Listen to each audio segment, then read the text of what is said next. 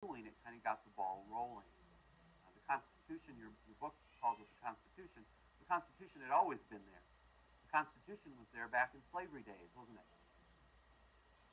But only when the Supreme Court started interpreting the Constitution in a different way did things start to make progress, did things start to go forward. And then TV. What role does TV play here?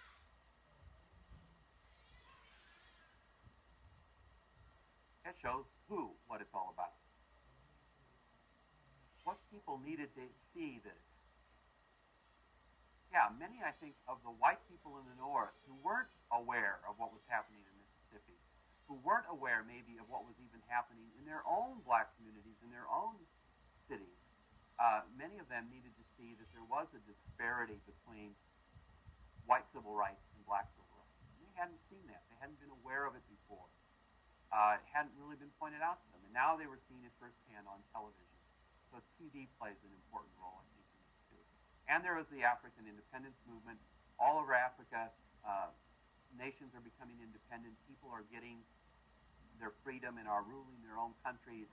And I guess the idea is if they can rule their own country in Africa, they should at least be able to vote in this country. And so there was that feeling that there was a great disparity there.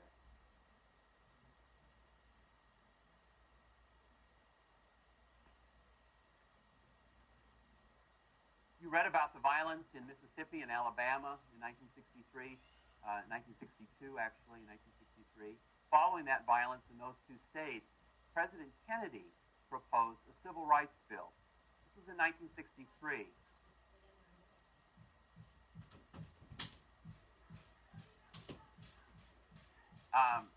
The Kennedy proposal was really the same civil rights bill that will get passed the next year.